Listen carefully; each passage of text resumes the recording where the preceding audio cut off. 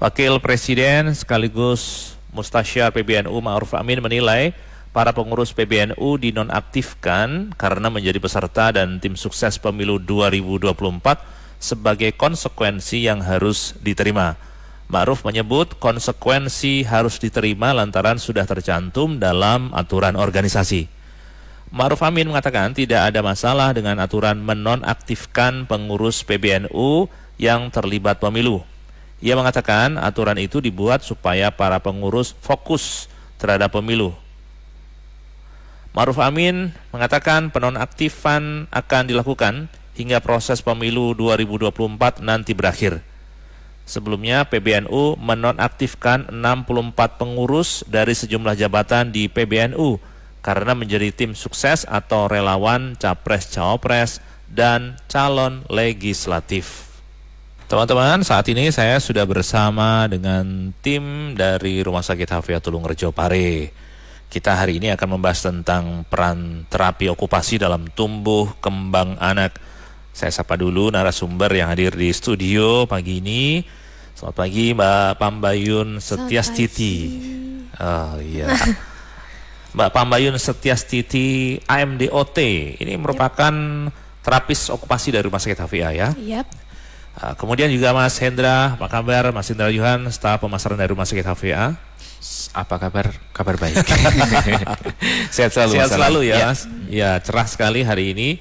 Kita akan membahas tentang banyak hal nanti bersama dengan tim dari Rumah Sakit Hafia. Tentu juga salah satunya adalah Mas Hendra nanti akan spill kira-kira promo-promo dan juga program menarik layanan kesehatan di Rumah Sakit Hafia, Mas ya. Ya, banyak promo spesial di Januari ini, Mas. Wah, keren ini. Awal tahun banyak program-program menarik ya. Dan juga hari ulang tahunnya PT Nusantara Medika Utama yang ke-11. Wih, pasti ada penawaran menarik ya. Nanti saya sampaikan. Oke. Sekarang saya ke Mbak Titis dulu ya panggilannya. Oke, Mbak Titis bisa dijelaskan sebenarnya mungkin banyak masyarakat yang belum memahami tentang terapi okupasi ini apa ya sebenarnya? Bisa dijelaskan Mogo? Terapi okupasi itu bentuk terapi atau perawatan yang membantu seseorang dengan masalah fisik, sensori, dan kognitif. Tujuannya agar individu itu dapat beraktivitas secara mandiri pasca sakit, kayak gitu sih. Oh, berarti setelah sakit harapannya bisa melakukan aktivitas mandiri ya? Iya, kembali lagi ke aktivitas dan rutin. Sakit yang seperti apa yang dimaksud ini? Kalau kita sendiri kan bisa pegang klien dari berbagai usia ya, dari yang pasien dewasa, anak-anak, terus remaja juga, kayak gitu. Oke.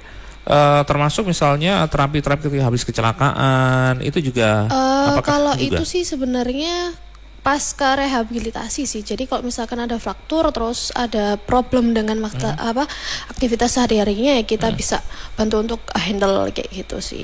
Misalnya kembali lagi ke aktivitas menulisnya kayak gitu. Meliputi apa saja kalau boleh tahu untuk terapi okupasi ini? Meliputi kemampuan motoriknya yang kita kita bantu untuk latih sebenarnya itu. Terus kalau pasca sakit biasanya yang rata-rata yang stroke ataupun fraktur tadi biasanya kalau misalkan pasiennya itu pengen kembali lagi ke aktivitas makan ya kita latih untuk ke sana gitu. Ya. Itu berapa lama biasanya butuh waktu yang tergantung dari kondisinya. Kalau misalkan kondisinya ringan ya berarti dan support dari keluarga sendiri dan orang dari kliennya juga punya semangat yang tinggi ya bisa lebih cepat lagi gitu. Kalau pada anak-anak biasanya ada gangguan perilaku atau mungkin speech delay atau gangguan perkembangan kayak gitu yang bisa kita handle. Oke. Teman-teman nanti bisa interaksi juga dengan kami dalam publik interaktif bersama Rumah Sakit Hafia. Anda bisa telepon atau WhatsApp 0811 345 4000, 0811 345 4000. Mbak Titis, kondisi-kondisi yang seperti apa yang dibutuhkan masyarakat supaya bisa mendapatkan terapi okupasi ini? Kondisi yang seperti apa sih? Kalau pada anak-anak kita pegangnya biasanya yang kondisinya fisik ada motorik sama kognitifnya. Biasanya yang gangguan perkembangan, terus habis itu autism, Down syndrome kayak gitu sih. Oh, bisa ya itu ya Bisa. ditangani? Bisa. Oh, sampai Gangguan belajar juga bisa. Oh, bisa sampai normal begitu. Kalau kondisinya? normalnya mungkin tergantung dari lagi-lagi kita kembali sama pola asuhnya lagi kayak gitu. Tapi kalau untuk memaksimalkan kondisi mereka untuk melakukan aktivitasnya mungkin kita masih bisa bantu. Oke. Ini karena sekarang banyak ya anak-anak kasus autis, Down Banyak syndrome gitu ya. Jadi kenaikan kalau dilihat-lihat sekarang tuh kasus baru tuh kayak banyak banget, terutama kesalahan dari pola asuh, terus habis itu kebanyakan gadget juga iya. Oh, itu ada pengaruhnya juga ya? Full pengaruhnya banyak banget, apalagi ke gangguan emosi sama perilaku. Itu sih. Nah, ini catatan sepertinya buat orang tua ya. Ternyata autis itu juga atau Down syndrome dan seterusnya tadi yang disebutkan oleh Mbak Titis ada kaitan dengan pola asuh ya? Mungkin yang perilakunya, tapi kalau untuk yang Down syndrome kan bawaan dari genetiknya. Kalau autism mungkin selama perkembangan, selama kehamilan mungkin ada satu simptom atau apa.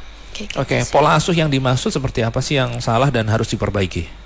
Pola asuh yang salah biasanya memberikan misalkan anak tantrum terus minta sesuatu langsung diturutin kayak gitu sih yang masih salah.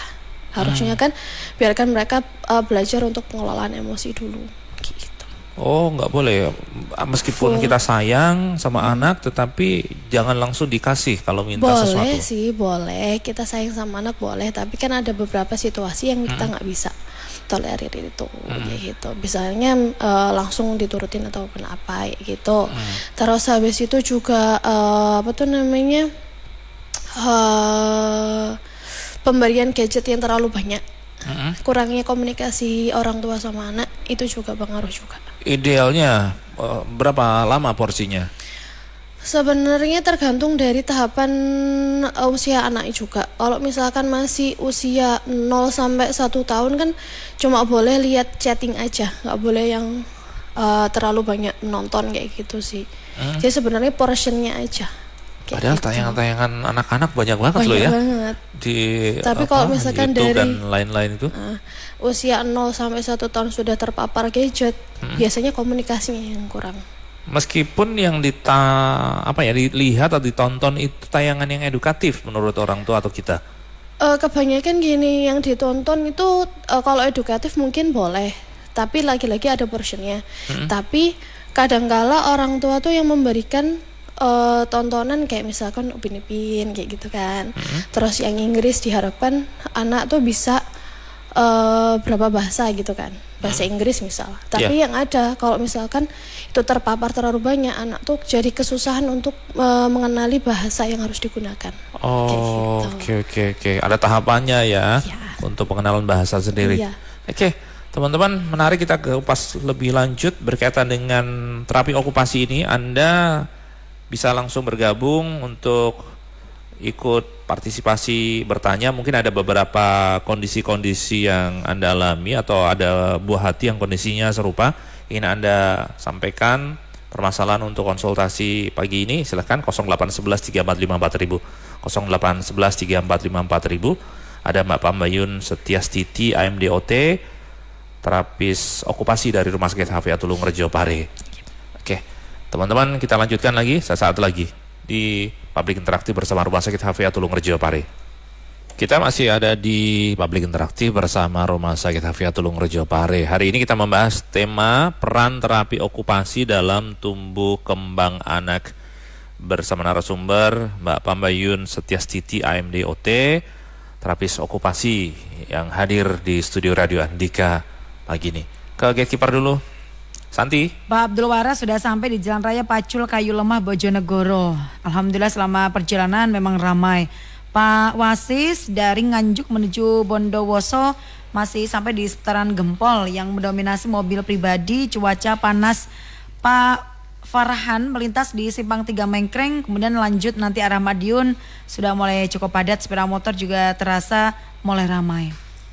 Ya, Ika. Bu Yeni di Pare Kediri, kapan ya dokter kita harus membawa anak ke rumah sakit untuk melakukan terapi okupasi itu? Apakah ada batasan usia atau usia berapa baiknya untuk mengetahui hal tersebut? Bu Nania di Ngasem Kediri, berapa lama waktu terapi okupasi yang ideal dan membutuhkan waktu berapa kali? Oke. Ika Juwita dan Susanti Ihsan, Gatekeeper. Radio Andika, informasi dan solusi.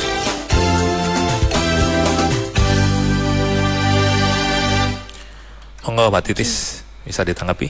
Oke, untuk berapa usianya itu tergantung dari keterlambatannya. Misalnya anak sudah kalau masa pertumbuhan bisa di terapi itu kalau misalkan terlewat 2 atau 3 tahapan perkembangan yang terlewat kayak gitu.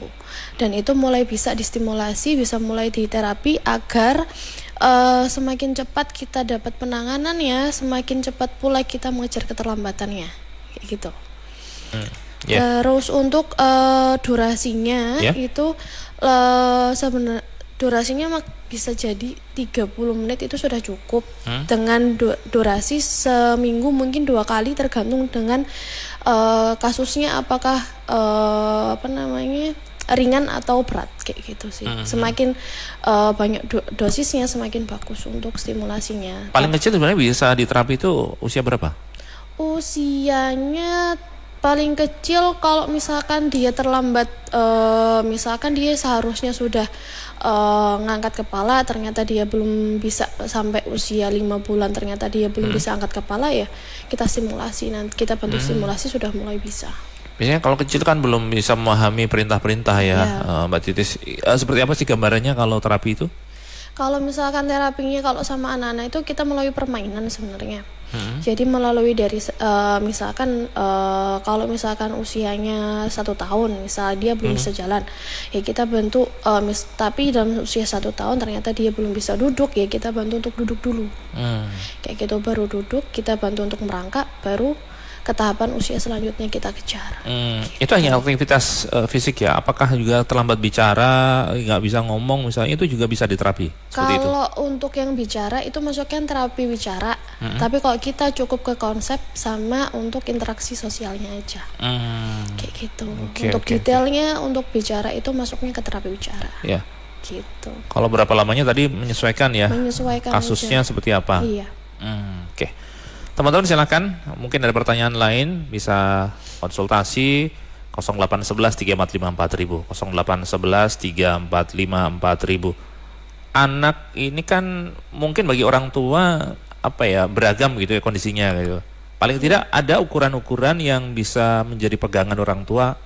Saatnya kapan saya harus terapi okupasi ini, Mbak? Biasanya orang tua tuh pasti indeteknya adalah di mana anaknya itu kalau misalkan umur berapa ya, 1 tahun lebih belum bicara, baru diajak dia untuk konsultasi ke tumbuh kembang atau dokter anak gitu. Tapi sebenarnya kalau misalkan dalam tahapannya itu usia 1 tahun berapa bulan dia sudah jalan tapi melewati fase merangkak, itu sebenarnya sudah bisa dicekkan ada masalah apa enggak. Pertama itu. Yang kedua, tahapan belajar sensori. Kalau misalkan ada problem sensori, dia enggak suka tekstur apa ya gitu, itu juga bisa mulai dicekkan juga. Oke. Biasanya berapa lama? Seminggu sekali kah atau berapa ya untuk terapi ini? Sebenarnya paling ideal seminggu 2 kali sih. Kayak gitu. Karena tergantung sama respon anak juga. Kalau misalkan masih yang susah untuk adaptasi sama anak, kan semakin sering untuk ketemu kita semakin bagus sebenarnya. Bagi si orang tua nanti juga ada semacam edukasi, Mbak. Biasanya kan di terapi, kemudian di rumah kan perlakuannya beda. Iya. Itu pasti kita kasih edukasi langsung, PR-nya apa yang dilakukan. Terus habis itu juga tentang perkembangannya adik selama proses terapi juga kita sampaikan juga di akhir sesi biasanya. Oh ya, ada semacam buku kontrol gitu ya, semacam. Kalau buku kontrol kalau catatan kita nggak pernah kasih sih, tapi kalau orang tuanya meminta untuk ada catatannya, pasti kita kasih. Oke. Gitu. Teman-teman, Anda yang ingin bertanya masih ada kesempatan ya. ada narasumber yang hadir di studio dari Rumah Sakit HVA Tulung Rejo Pare, Bapak Mbayun Setiastiti AMDOT. Beliau ini adalah ahli okupasi terapi atau terapis okupasi. Ini profesi yang mungkin agak jarang ya sebenarnya ya. Banget. Iya ya, tapi kebutuhannya luar biasa masyarakat ini dengan kasus-kasus yang tinggi di Indonesia, autis, tadi ya Down syndrome dan ADHD gitu ya. Juga, iya. Sama palsy. Iya, ini juga bisa diterapi ya, cerebral palsy. Bisa. Sampai seperti apa sih bisa dikatakan mandiri itu, Mbak? Mandiri itu kalau misalkan dia bisa melakukan aktivitasnya sendiri, misalnya pakai baju sendiri, terus habis itu juga dia bisa beradaptasi dengan lingkungan, itu juga perlu. Terus habis itu kalau misalkan dia pada usia sekolah, ternyata dia bisa ngikutin pelajarannya, minimal dia bisa dibantu guru kita pemainnya shadow teacher ya, mengerjakan tugas-tugas sekolah walaupun nggak seperti anak pada umumnya, tapi dia minimal bisa mengikuti, itu sudah bagus.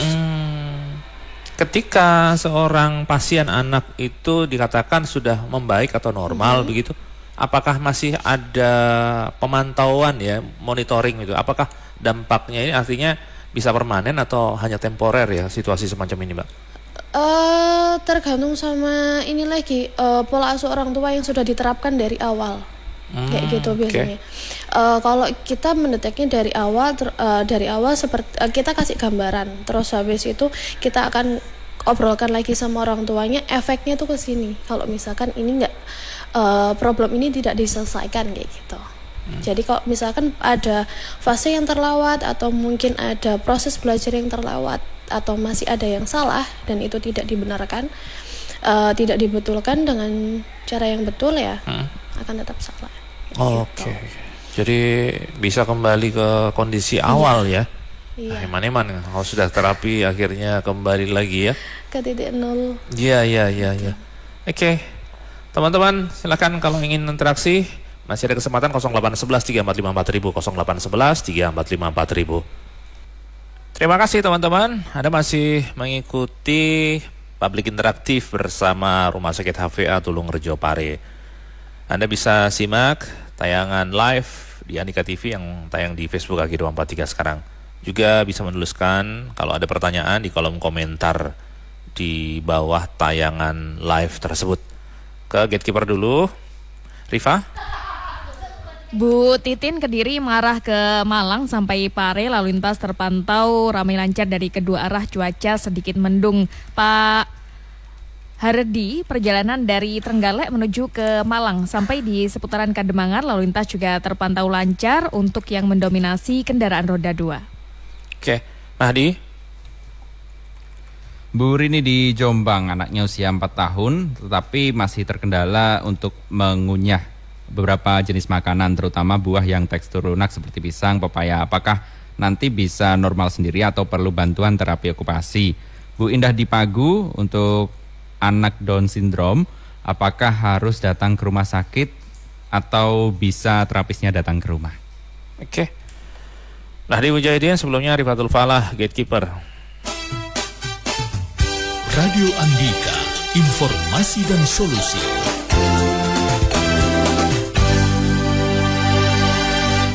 Monggo Mbak Titis langsung ditanggapi. Oke. Untuk usia 4 tahun tadi yang gangguan mengunyah ya, masih ada beberapa masalah tekstur, itu bisa bisa ada banyak faktor. Yang pertama mungkin ada tahapan sensorinya yang masih belum matang. Bisa jadi dia nggak suka beberapa tekstur. Bisa jadi dia masih ada beberapa masalah di area oral motornya, dan itu yang handle nanti terapi wicara karena masuknya ke ranah terapi wicara gitu. Tapi kalau mungkin yang bisa dihandle untuk gangguan tekstur tadi, yang tekstur mengunyah tadi, bisa kita bantu untuk pengenalan teksturnya, dan mungkin bisa jadi ke motoriknya yang halus atau kasar yang masih belum matang juga bisa. Kayak gitu. Belum matang itu maksudnya gimana sih? Jadi masih misalnya anak dia harusnya tahapannya melompat 2 kaki atau apa, ternyata dia masih belum bisa, berarti kan itu tahapan motoriknya yang masih belum matang. Gitu. Ya, itu perlu dilatih ya. Perlu dilatih juga karena nanti problemnya pasti akan ada di proses belajarnya si adik juga. Oh. Gitu. Keseimbangan itu juga ya. Ya masuk juga karena itu kan tahapan pembelajaran dari usia perkembangan juga. Jadi penting ya, misalnya diajak untuk aktivitas outdoor gitu sama orang tua, itu penting juga ya sebenarnya. Penting banget karena kan tahapan belajar akademik itu kan pondasinya adalah sensori, habis itu ke motoriknya, baru ke perilaku, baru proses belajar yang benar. Gitu. Ya, jangan dikasih HP asal diem, nggak rewel gitu ya. Yang benar adalah permainan yang tradisional tempo dulu itu yang paling bagus malah. Iya. Mas Indra masih ingat ya dulu ada gejlek, Nah, macam-macam itu ya, lompat tali dan seterusnya. Ini malah sehat ya. Iya. Terus yang untuk anak yang di Pagu tadi, untuk anak yang Down syndrome bisa dibawa ke rumah sakit HVA untuk terapinya karena pertama mungkin kalau di rumah sakit sudah tersedia layanannya, mainannya, terus habis itu lingkungan untuk yang kondusif untuk terapinya seperti itu. Kalau mau home care bisa, tapi orang tua harus menyediakan beberapa permainannya yang tersedia dan ruangan yang kondusif untuk adik ini untuk proses belajarnya. Gitu. Oke. Soal makanan tadi ada yang disarankan mungkin? Kalau makanan yang tekstur tadi itu coba belajar beberapa tekstur dulu, entah yang tekstur yang sedikit lembek-lembek kayak gitu perlu dikenalkan juga. Terus habis itu mungkin kita bisa masukkan tekstur yang lain seperti yang kasar-kasar atau mungkin nanti perlu yang rada lengket seperti slime, jelly kayak gitu boleh dimasukkan sih. Terus menempel dari nasi ke langsung gambar kayak gitu juga boleh. Kalau buah-buahan gitu? Kalau buah-buahan bisa jadi seperti kayak sayur. Mungkin kan beberapa orang nggak suka sayur karena mindsetnya perlu mungkin kita belajar untuk mengolah makanan itu menjadi makanan yang dalam bentuk yang lain kayak gitu biar anak tuh tertarik untuk makan buah. Mungkin pengenalan lagi sih. Itu bisa jadi karena baunya, bisa jadi karena warnanya, bisa jadi persepsi dari si tekstur itu sendiri. Ada anak-anak tertentu yang saya pernah dengar itu bahkan tidak terbiasa makan nasi sejak kecil. Itu bagaimana sebenarnya? Bisa jadi karena dia tidak dikenalkan dengan tekstur nasi. Gitu, terbiasa dengan tekstur bubur. Jadi dia tidak mengenal untuk cara mengunyah, bisa jadi. Apakah itu sehat? Normal saja? Pasti ada side efeknya lagi kayak gitu sih. Jadi pasti kalau misalkan nggak mau makan nasi pasti side efeknya nanti ya punya problem mengunyah yang lain. Bukan hanya nasi aja tapi beberapa tekstur yang lain. Iya. Termasuk apakah nanti juga ada berkaitan dengan tumbuh kembang gigi juga berpengaruh juga ya? Pengaruh rahang juga iya. Iya. Termasuk tadi ya pola asuh atau bagaimana perlakuan orang tua terhadap anak ini mulai sejak dini sampai usia perkembangan golden age. Iya, akan berdampak sekali ya Mbak Titis ya. Oke, menarik teman-teman. Silakan kalau Anda ingin bergabung juga karena ini penting sekali. Tindakan kita bisa jadi merupakan investasi untuk 10 ke depan ya, puluhan tahun ke depan ya. Iya. Bagaimana kondisi anak ini ya. Teman-teman silahkan kalau ada masih punya pertanyaan 0811 345 4000 0811 345 4000. Info Express.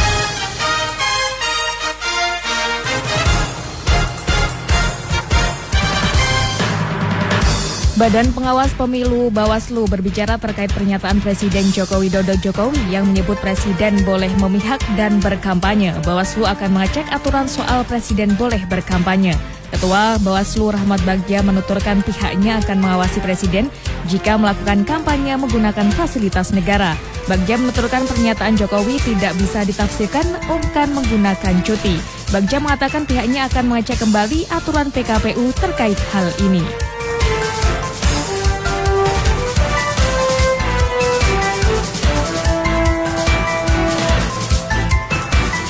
Info Express persembahan PT Irfai Group, developer terpercaya untuk Indonesia, menyediakan hunian berkualitas dan berkelas. PT Irfai Group panat terpercaya mewujudkan hunian idaman Anda. Informasi klik irfaigroup.com.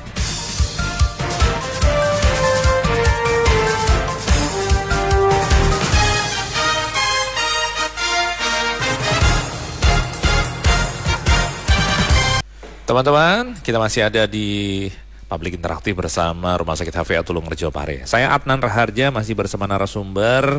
Ada Mbak Pambayun Setiastiti, AMDOT, terapis okupasi, dan juga Mas Hendra Setiawan, staf pemasaran dari Rumah Sakit HVA Tulungarejo Pare. Kita masih membahas tentang peran terapi okupasi dalam tumbuh kembang anak. Tadi kita mendapatkan penjelasan dari Mbak Titis tentang banyak hal ya sebenarnya tentang apa itu terapi okupasi yang sangat penting, apalagi dalam kondisi-kondisi anak yang memang anak special needs. Iya, special needs atau berkebutuhan khusus. Iya. Jadi ini penting sekali supaya tidak terlambat penanganannya. Kalau terlambat, apa yang terjadi Mbak sebenarnya penanganan yang dilakukan oleh anak ini? Semakin jauh keterlambatan, semakin kita kejarnya itu juga semakin semakin jauh juga. Jadi kalau misalkan anak yang sudah bisa menulis, tapi ternyata masih banyak aspek pendukungnya yang masih belum matang, masih belum masih belum siap kayak gitu ya, akan semakin susah untuk mengejar proses belajarnya si adik juga. Ya, jangan sampai terlambat ya. Iya. Karena justru sejak dini ketika ada indikasi atau itu keterlambatan atau problem, ya sebaiknya langsung kita coba assessment, nanti terus kita lakukan terapi. Oke. Teman-teman, nanti kita lanjutkan lagi perbincangan kita. Sesaat lagi Anda masih bisa bergabung untuk bertanya di 0811 345 4000. 0811 345 4000.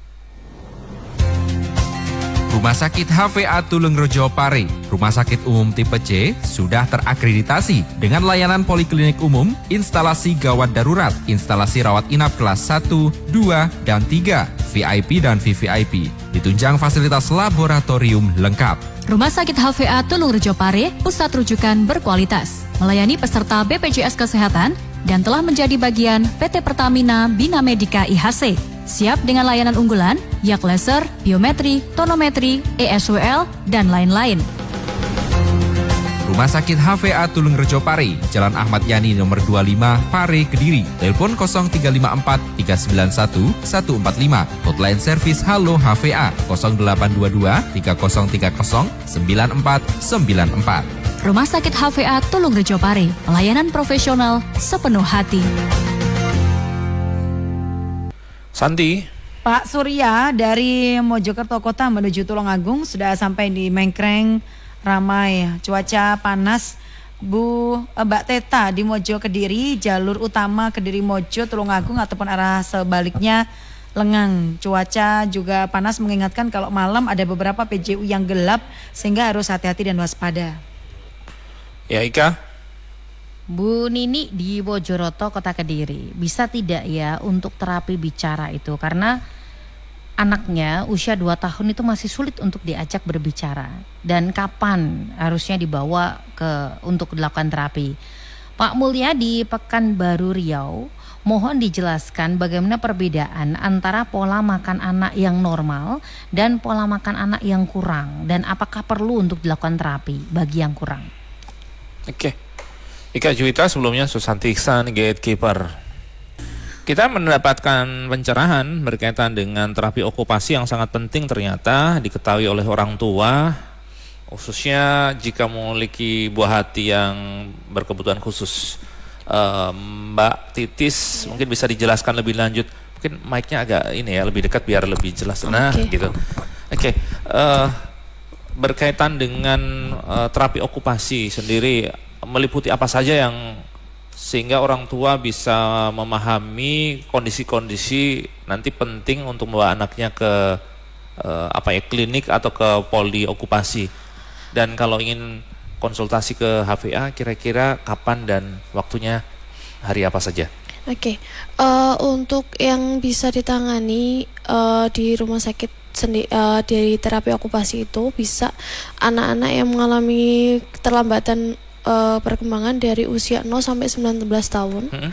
Lalu ada kondisi penyerta seperti autism, hyperaktif, speech delay, cerebral palsy, terus ADHD, gangguan perilaku, terus dengan problem yang di sekolah misalkan gangguan belajar misalnya yang menulis tadi, atau mungkin yang masih kurang interaksinya sosialnya bisa dibawa untuk konsultasi sama kami. Termasuk yang Gitu. agak kesulitan konsentrasi, apakah bisa itu? Bisa Ya? bisa nanti kita bantu asesmennya juga Iya. Kira-kira Gitu. kenapa gitu ya, Iya. dibantu ya asesmennya. gitu. Terus untuk layanannya sendiri terapi okupasi itu praktek di hari Senin sampai Sabtu untuk yang di jam 9 sampai jam 4 sore. Jam 9 pagi sampai 4 sore. 4 sore. Oke. Terus untuk konsultasi by WA bisa. Nanti bisa menghubungi ke nomor poli kami di 0821 4071 1288. Bisa diulang sekali lagi? 082 2140 71 1288. Atau langsung bisa ke Rumah Sakit Hafia Tulung Rejo ya, di Jalan Ayani Tulung Rejo Pare ya. Oke. Teman-teman, sekarang saya geser ke Mas Hendra yang mungkin akan melengkapi informasi dari Mbak Titis tadi. Mungkin ada promo-promo layanan kesehatan di Rumah Sakit Hafia, monggo Mas. Iya, di bulan Januari ini tentunya ada yang spesial, Mas Adnan. Jadi di momen spesial ada spesial diskon serba 11%, yaitu dalam rangka hari ulang tahun PT Nusantara Medika Utama yang ke-11 tahun. Ya. Promo ini berlaku sampai dengan 31 Januari 2024. Bisa dimanfaatkan, kurang lebih ada waktu 1 minggu lagi. Kita ada promo yaitu untuk di layanan peko-emulsifikasi atau untuk layanan bebas katarak dengan pako-emulsifikasi. Kemudian layanan ISWL atau pemecahan batu ginjal tanpa operasi. Kemudian di layanan klinik fertilitas, ini untuk yang sedang ikhtiar untuk mendapatkan buah hati, bisa di layanan klinik fertilitas. Kemudian layanan endoskopi, kemudian untuk layanan medical check up. Kemudian di layanan estetika gigi, yaitu di dental estetik ada bleaching dan behel gigi. Semua yang saya sampaikan tadi serba diskon 11%. Tentunya nggak perlu khawatir ketinggalan apa itu, apa aja, kemudian sampai kapan, bisa dicek di media sosial kami yang tentunya sudah kami share di Instagram kami Halo HVA. Masyarakat umum bisa memanfaatkan itu ya Mas? Bisa dimanfaatkan, silahkan. Silahkan cek di media sosial kami, mungkin ada yang kurang jelas, bisa silahkan nanti komentar ataupun kirim pertanyaan, kirim pesan pribadi, DM ke Instagram kami, silahkan. Semua layanan promo semua selalu kita share. Silahkan, dari tim admin akan berusaha respon cepat di situ Mas Adnan. Dalam rangka ulang tahun, moga-moga pelayanan juga semakin meningkat, semakin profesional, semakin bagus lah begitu ya. Kita usahakan semaksimal mungkin pelayanan kita yang terbaik untuk masyarakat. Oke. Mas Hendra, terima kasih waktu dan informasinya. Mbak Titis juga terima kasih. Sama-sama. Teman-teman, itu tadi perbincangan saya bersama dengan tim dari Rumah Sakit Hafia Tulung Rejo Pare bersama narasumber Mbak Pambayun Setiastiti AMDOT, terapis okupasi, dan juga Mas Hendra Yohan, staf pemasaran dari Rumah Sakit Hafia Tulung Rejo Pare. Semoga kita bisa tetap menjaga kesehatan. Kalau ada gejala-gejala kesehatan yang mungkin Anda rasakan, ingin konsultasi atau berobat ke Rumah Sakit Hafia, silakan langsung ke Jalan Ayani nomor 25 Pare, Tulung Rejo Pare Kediri, ke Rumah Sakit Hafia Tulung Rejo Pare, karena akan dilayani dengan sepenuh hati. Anda bisa manfaatkan berbagai layanan kesehatan di sana. Anda baru saja mengikuti Publik Interaktif Radio Andika. Publik Interaktif dipersembahkan oleh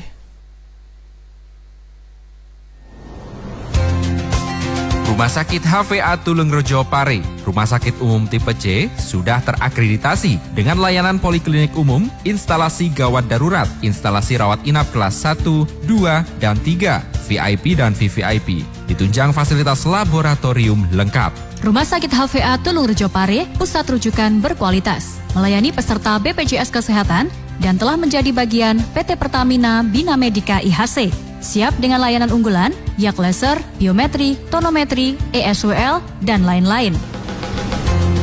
Rumah Sakit HVA Tulung Rejo Pare, Jalan Ahmad Yani nomor 25, Pare, Kediri. Telepon 0354 391 145. Hotline servis Halo HVA 0822 3030 9494. Rumah Sakit HVA Tulung Rejo Pare, pelayanan profesional sepenuh hati.